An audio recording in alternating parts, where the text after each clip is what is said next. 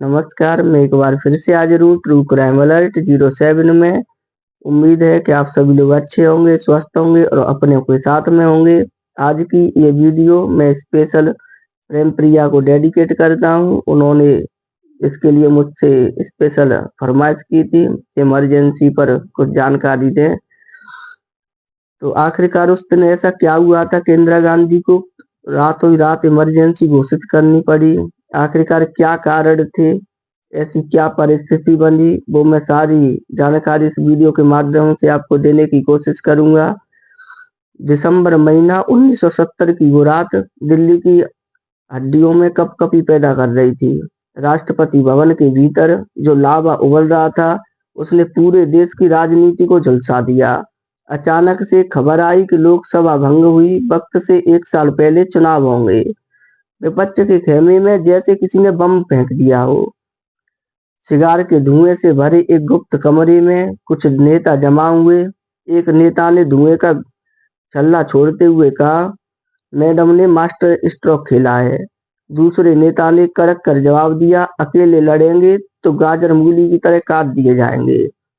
तो फिर रास्ता क्या है? तीसरे ने पूछा। सबकी निगाहें एक दूसरे से मिली और एक ही आवाज निकली, मिलकर के चुनाव लड़ेंगे। दरअसल 1969 में कांग्रेस के सीनियर नेताओं की जब इंदिरा गांधी जी से नहीं पटी तो उन्होंने इंदिरा को कांग्रेस से बाहर निकाल दिया।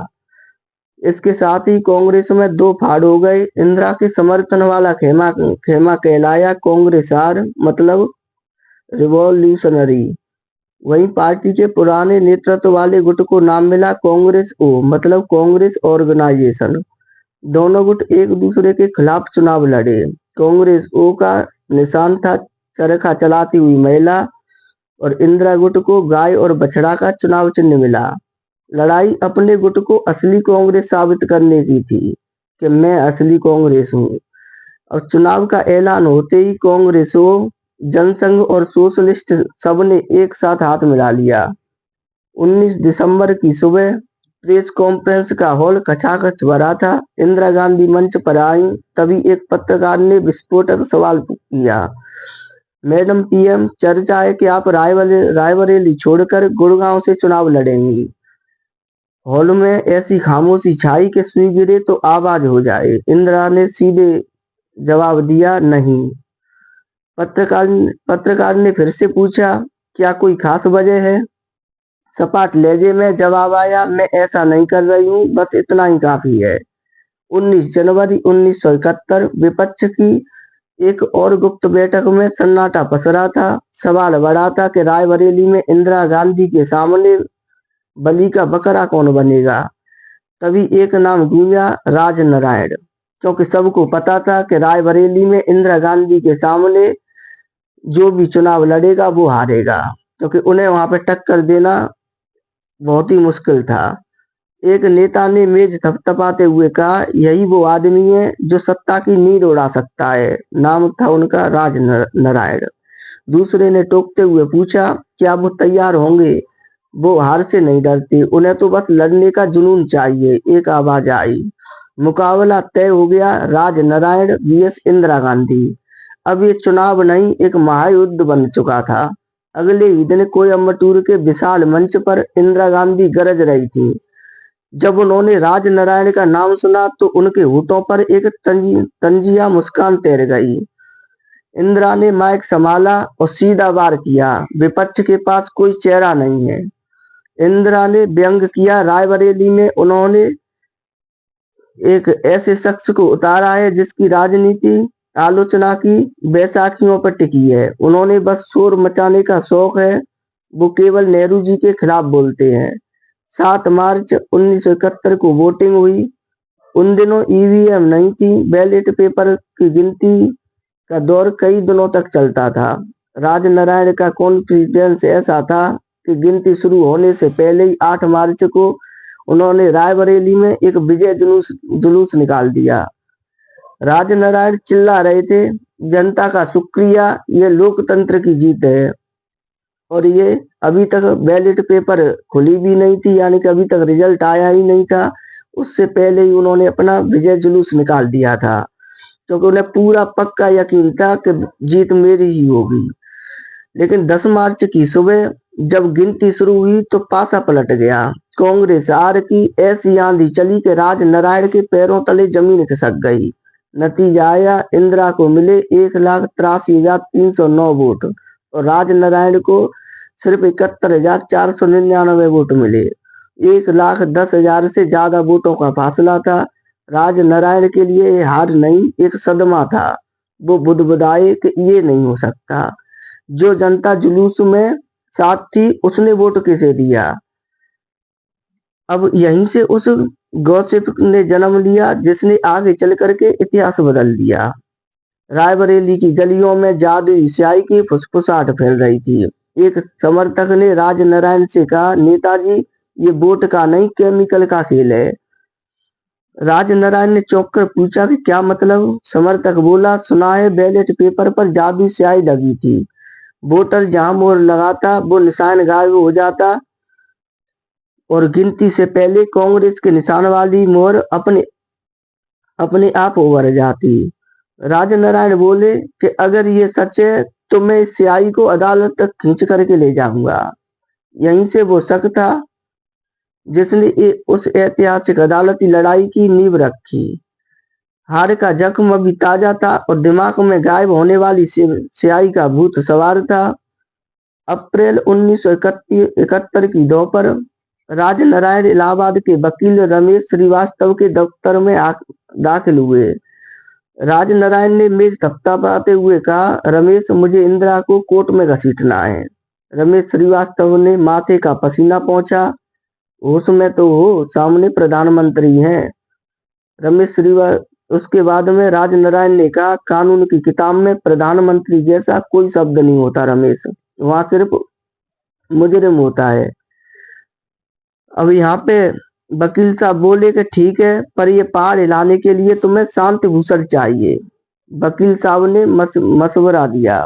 राज नारायण बोले, वही सही। सुना है कांग्रेस ओ के आदमी है और फीस भी नहीं लेंगे। 22 अप्रैल। हाँ, लेकिन रमेश वकील साहब ने बोला कि फीस छोड़ो, उनके पास वो जिगरा है जो हमें चाहिए। अब यहाँ पे तय हुआ 22 अप्रैल 1971 को शांति भूषण का चैम्बर। राज नारायण ने अपनी याचिका का ड्राफ्ट शांति भूषण की मेज पर रखा। शांति भूषण ने पन्ने पलटे और एक फीकी हंसी हंसे और बोले, ये क्या मजाक है राज नारायण जी।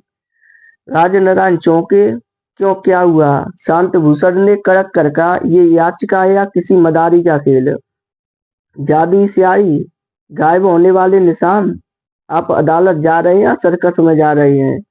राज नारायण झुंझुलाए, बोले, जनता में यही चर्चा है वकील साहब।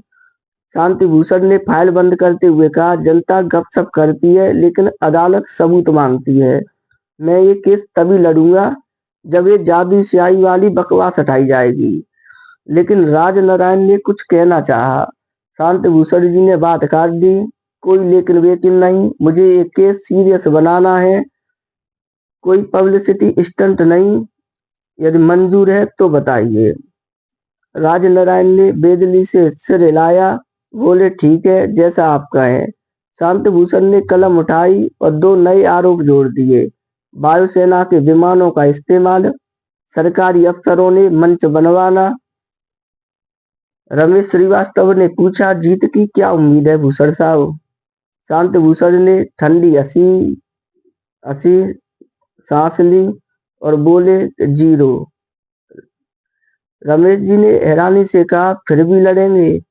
शांति भूषण जी बोले, हाँ, इस उम्मीद में कि शायद कोई ऐसा जज मिल जाए जिसके सीने में फौलाद का दिल हो और जमीर अभी तक जिंदा हो। अगली सुबह सूरज की पहली किरण खिलते ही राज नारायण फिर शांति भूषण के सामने खड़े थे। आंखें लाल थी। शांति भूषण ने पूछा, रात भर सोए नहीं क्या। राज नारायण ने दर्द भरे लहजे में कहा, नींद की गोली मारी है वकील साहब। सॉरी, राज नारायण जी ने दर्द भरे लहजे में कहा, नींद को गोली मारी है राज नारायण साहब। वकील साहब, वो जादुई स्याही वाला मुद्दा हटाकर मुझे लग रहा है जैसे मैं अपनी आत्मा बेच करके आया हूँ।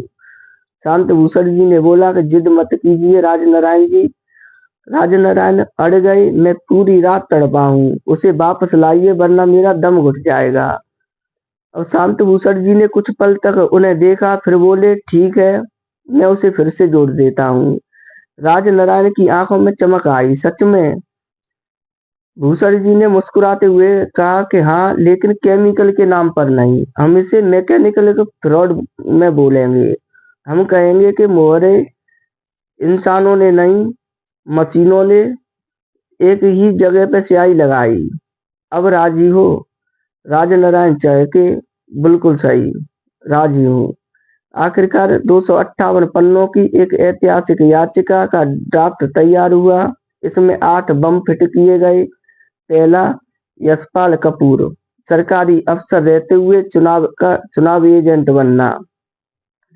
दूसरा, रिश्वत, स्वामी अद्वैतानंद को चुनाव में खड़ा करने के लिए पैसे देना।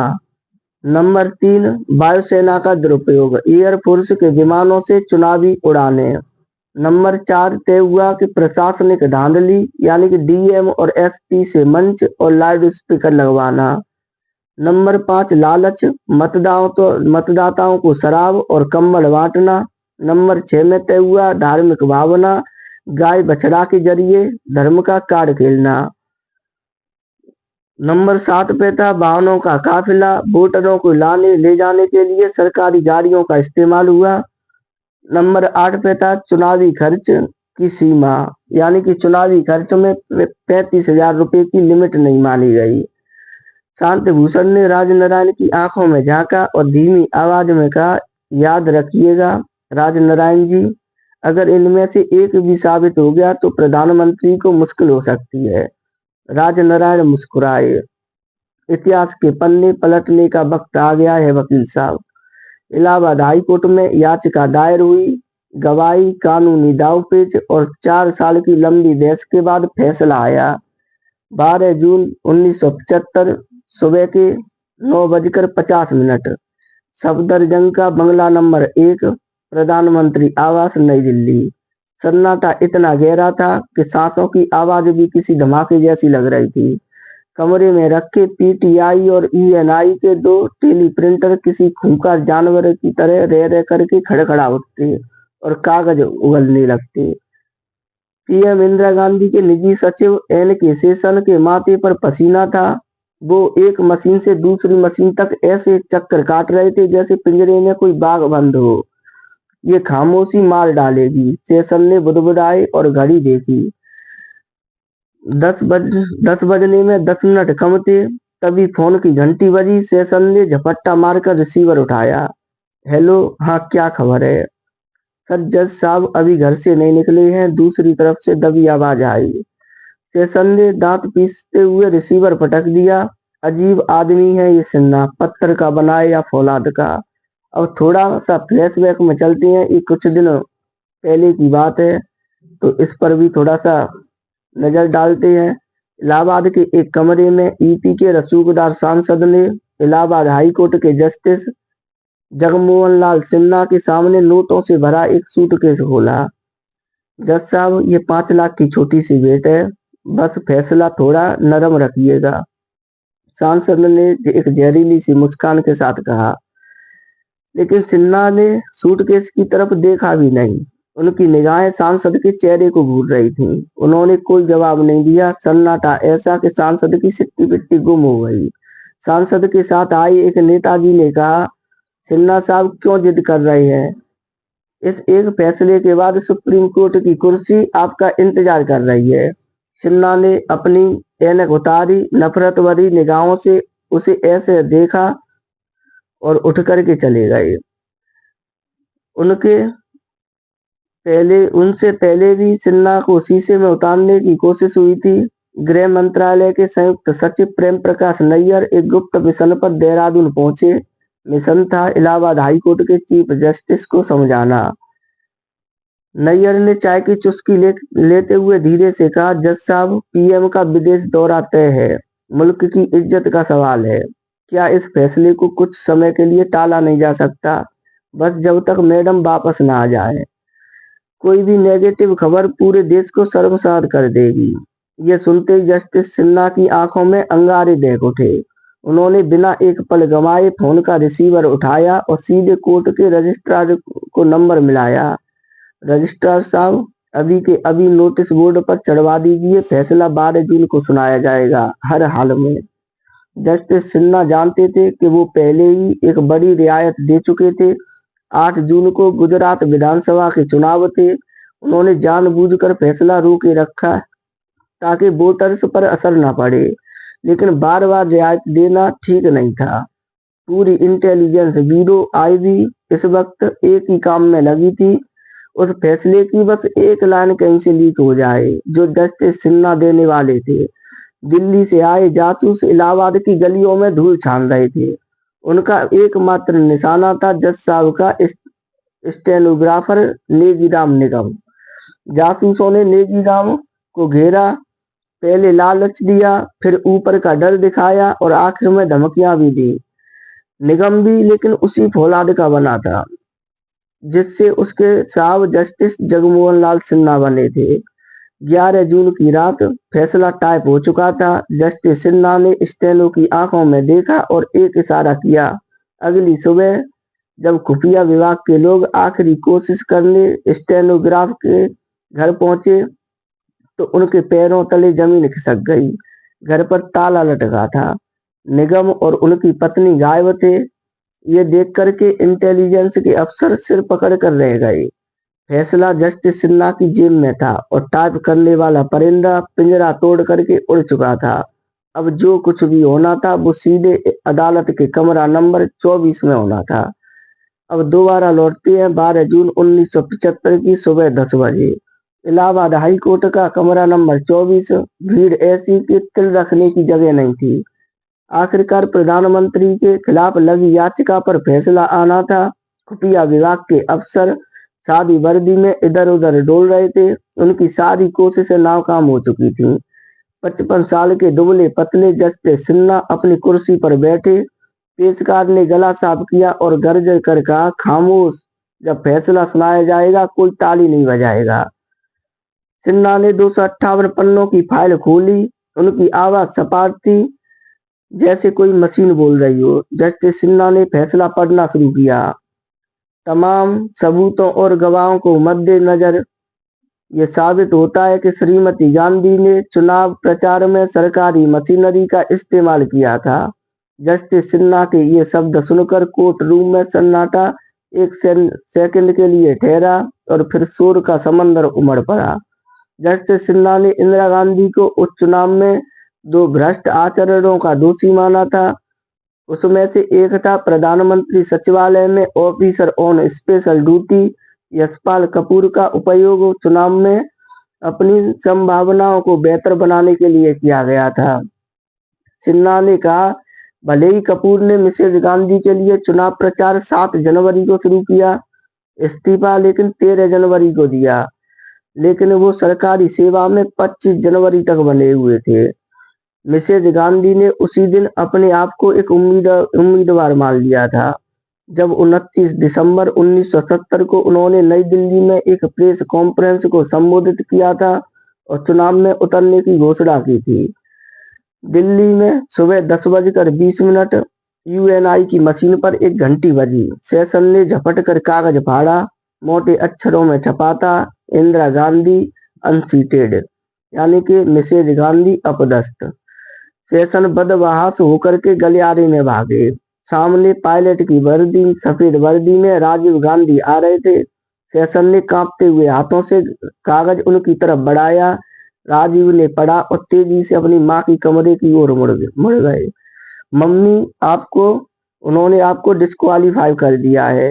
राजीव की आवाज में एक अजीब सी गंभीरता थी। मिसेज गांधी ने सिर उठाया। चेहरे पे कोई सिकन नहीं थी, बस इतना कहा तो आखिर उन्होंने कर ही दिया। तभी टेली प्रिंटर पर अगला फ्लैश आया, 6 साल के लिए चुनाव लड़ने पर रोक। इलाहाबाद का फैसला आने के बाद दिल्ली की सियासत में जलजला आ गया। राष्ट्रपति फखरुद्दीन अली अहमद उस वक्त श्रीनगर में थे। वो फौरन दिल्ली लौटना चाहते थे, लेकिन इंदिरा गांधी ने उन्हें रोक दिया। राष्ट्रपति अहमद ने फौरन पूछा, कि मैडम मेरा दिल्ली लौटना जरूरी है, मैं तुरंत आता हूँ। इंदिरा ने ठंडे लहजे में जवाब दिया, नहीं, अभी आपका आना ठीक नहीं होगा। आप अपना दौरा जारी रखिए। अगले 3 दिन तक राष्ट्रपति हर सुबह फोन करते, क्या अब मैं लौटा हूँ? लेकिन इंदिरा गांधी हर बार एक ही जवाब देती कि अभी नहीं। वो अच्छी तरह जानती थी कि अगर राष्ट्रपति अचानक दिल्ली लौटे तो शोर मच जाएगा कि मैडम का इस्तीफा स्वीकार करने की जल्दी में आए हैं। इधर राष्ट्रपति भवन के बाहर विपक्ष ने डेरा डाल दिया था और एक ही रट लगा रखी थी कि पीएम का इस्तीफा। 16 जून को जैसे ही राष्ट्रपति दिल्ली पहुंचे, इंदिरा उनसे मिलने के लिए पहुंची। ये मुलाकात सिर्फ 15 मिनट की थी। इंदिरा गांधी ने 2 टूक शब्दों में कहा, मैं इलाहाबाद के फैसले को सुप्रीम कोर्ट में चुनौती दे रही हूँ, याचिका तैयार है। राष्ट्रपति अहमद ने बस इतना कहा, ठीक है, जैसा आप उचित समझें। उसी शाम विपक्षी नेताओं का एक बड़ा दल राष्ट्रपति जी से मिलने के लिए पहुंचा। उनकी आवाज में तल्खी थी। विपक्षी नेता बोले, राष्ट्रपति जी, आपको फौरन उन्हें कुर्सी छोड़ने का आदेश देना चाहिए। अहमद ने शांति से जवाब दिया, हमें कांग्रेस संसदीय दल की बैठक का इंतजार करना चाहिए। विपक्ष के नेता बिफर पड़े, बैठक का इंतजार, यानी आप अब भी उन्हीं का पक्ष ले रहे हो? राष्ट्रपति अहमद को फौरन अपनी गलती का एहसास हुआ कि कहीं उन्हें इंदिरा गांधी का रबर स्टैंप न मान लिया जाए। उन्होंने तुरंत अपनी बात सुधारी, बोले कि मेरा मतलब ये था कि हमें सुप्रीम कोर्ट के फैसले तक रुक जाना चाहिए। उनके प्रेस सचिव ने फौरन एक हैंडआउट जारी किया ताकि अखबारों में ये न छप जाए कि राष्ट्रपति झुक गई हैं। इलाहाबाद हाईकोर्ट के फैसले ने भले ही कुर्सी हिला दी थी, लेकिन सफदरजंग का बंगला नंबर 1 भीतर बगावत का खून उबल रहा था। इंदिरा गांधी के दोनों बेटों राजीव गांधी और संजय गांधी ने साफ कर दिया कि पीछे हटने का सवाल ही नहीं उठता। राजीव ने मां की आंखों में झांक करके कहा कि मम्मी, आपको इस्तीफा देने की कोई जरूरत नहीं है। संजय ने और भी तीखे तेवर में जोड़ा कि इस्तीफा कमजोर लोग देते हैं, हम दुनिया को दिखा देंगे असली नेता कौन है। इसके आगे जो फिर क्या हुआ, आखिरकार ये सुप्रीम कोर्ट तक कैसे पहुंचे और सुप्रीम कोर्ट का फैसला क्या हुआ और आखिरकार इसके बाद में इमरजेंसी कैसे लागू हुई, इसके लिए आपको कल तक का इंतजार करना पड़ेगा। कल मैं इसके अगला पार्ट लेकर के आऊंगा, उसमें इसके आगे की स्टोरी जानेंगे। तब तक के लिए आप मुझे इजाजत दीजिए। चैनल को सब्सक्राइब अवश्य करें, लाइक कमेंट्स दीजिए। जय हिंद, जय भारत।